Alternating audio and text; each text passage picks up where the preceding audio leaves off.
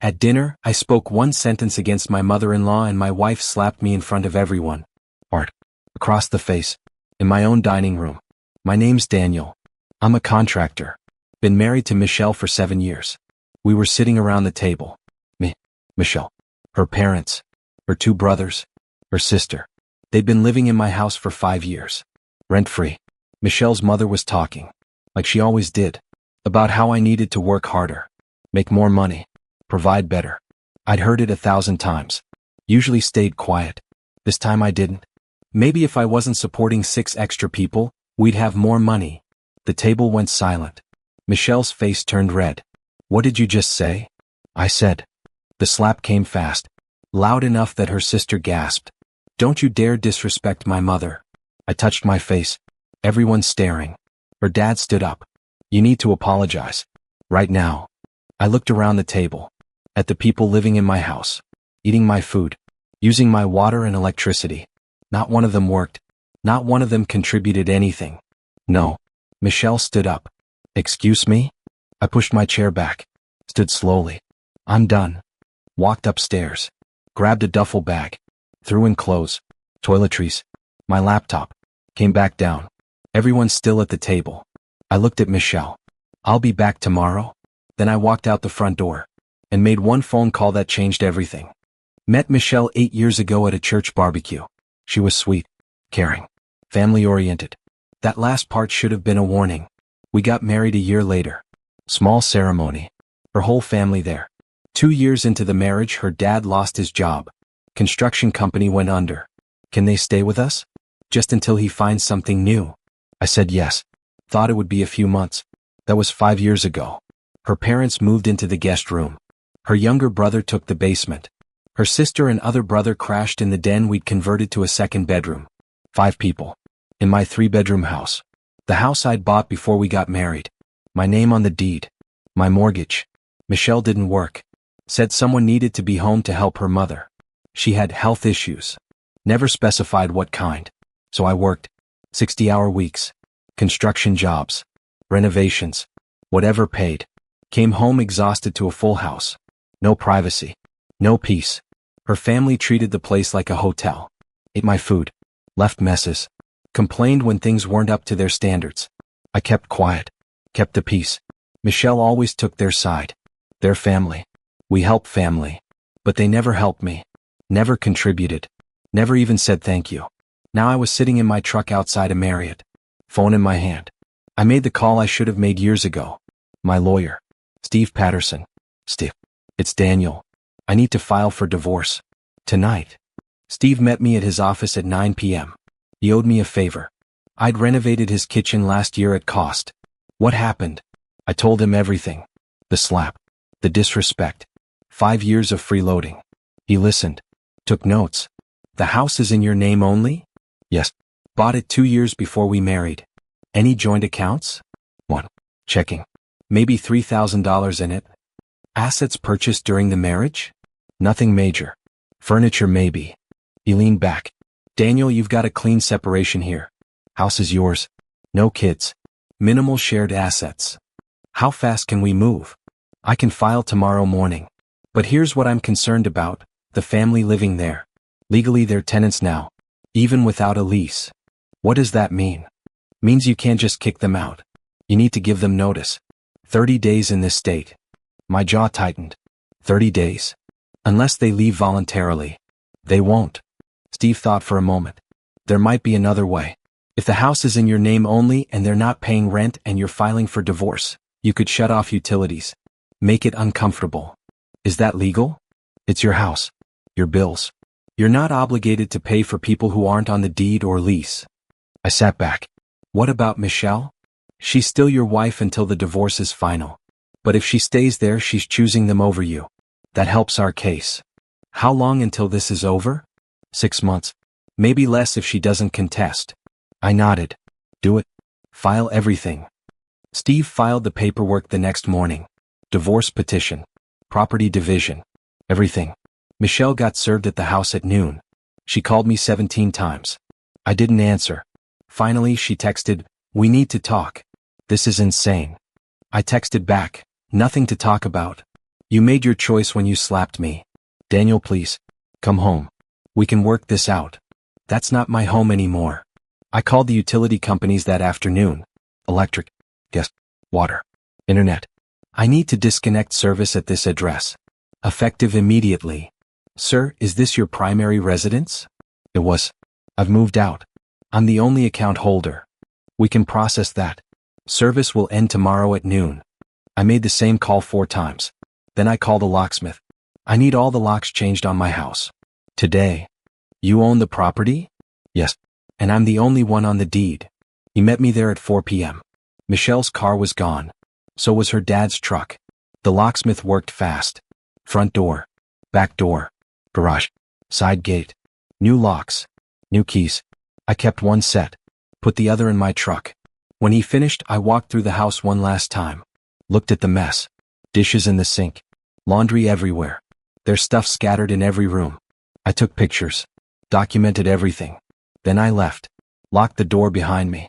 At 6 p.m. Michelle called again. This time I answered. What did you do? What needed to be done? The locks are changed. We can't get in. I know. Daniel, this is our house. No, it's my house. And you're not welcome there anymore. Michelle was screaming now. You can't do this. My family has nowhere to go. Should have thought about that before you slapped me. They'll freeze. The heat's not working. I shut it off, along with the water and electric. Silence. Then her voice dropped. Cole, you're going to regret this. I already regret the last 5 years. She hung up. 10 minutes later, her father called. I let it go to voicemail. You spineless piece of shit. Locking us out of our home. We'll sue you. We'll take everything. Deleted it. Her brother texted threats. Her sister called crying. Her mother left a long voicemail about what a terrible husband I was. I blocked all of them. Only person I didn't block was Michelle. Needed to document everything she said for the divorce. Steve called that evening. They contacted my office. Said you illegally evicted them. Did I? No. It's your house. You gave them free housing.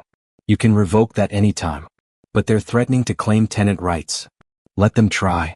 They also said you stole their belongings. Everything in that house is mine. I have receipts. Good.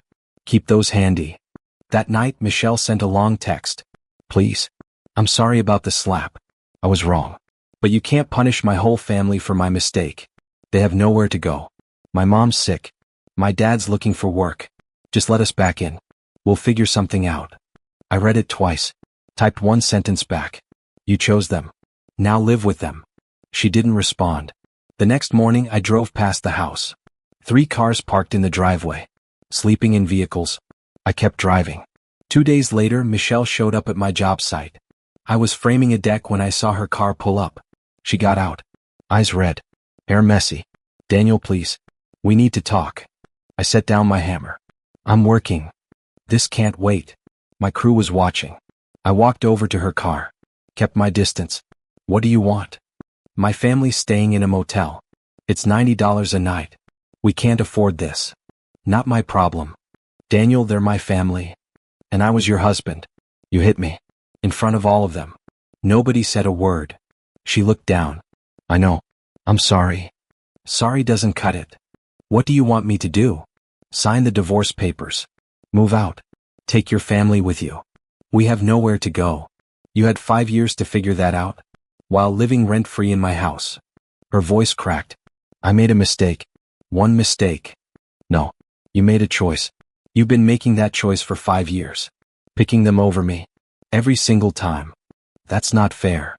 What's not fair is working myself to death for people who don't respect me. She wiped her eyes. If I sign the papers, will you let us back in? Just for a month? So we can find a place. I looked at her. Really looked at her. 5 years. 5 years of being treated like an ATM. No. Daniel? The answer's no. The house stays locked. You stay out. That's final. She started crying harder. Please. My mom. Your mom should have raised you better. I walked back to my crew. Didn't look back.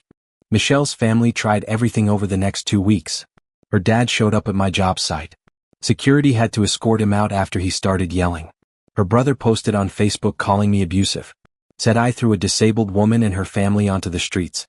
It went semi-viral in our town. I got messages from people I barely knew. But then my friends started responding. People who'd seen me supporting that family for years. Who knew the truth. The narrative shifted. One of my crew members posted, "Daniel fed that family for 5 years while they sat on their asses. He's the kindest guy I know. They're lucky he didn't charge them back rent." The comments turned. People asking Michelle's family why none of them worked. Why they lived off one man for half a decade. Michelle deleted her social media accounts. Her sister got a job at a grocery store. Her brother moved back in with his ex-girlfriend. Her parents found a cheap apartment across town. Michelle finally signed the divorce papers. Met me at Steve's office. Wouldn't look at me. "You ruined my family," she said quietly. "No. Your family ruined themselves." Steve slid the papers across the table. She signed. Pushed them back. "I hope you're happy." I didn't answer.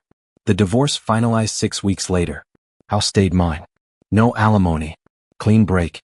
I changed every door code. Repainted. Cleaned out all their stuff. Sold most of it. Donated the rest. The house felt bigger. Quieter. Empty in a good way. 6 months after the divorce, I ran into Michelle at a grocery store. She was alone. Looked thinner. Tired. She saw me. Froze. I nodded and kept walking. "Daniel, wait." I stopped. Turned around. "Yeah." She stepped closer. "I need to tell you something." "Okay." "My family, they're not speaking to me anymore." I didn't respond. After the divorce, after everything fell apart, they blamed me. Said I should have kept you happy. Should have controlled you better. Her voice shook. "My own mother said I was worthless for losing you." "I'm sorry to hear that." "Are you?" I thought about it. "Yeah, actually I am. Nobody deserves that." She wiped her eyes. "I finally see it now. What they were. What I let them turn me into. Took you long enough." "I know." She looked at me. "For what it's worth, you were right. About all of it. I chose them over you every time. And I'm sorry." I nodded. "Appreciate you saying that. Does it change anything?" "No." She smiled sadly. "Didn't think so." I started to walk away. "Daniel?" I turned back. "Are you happy now?" I thought about my quiet house. My peaceful mornings. Nobody demanding anything from me. "Yeah, I am." "Good.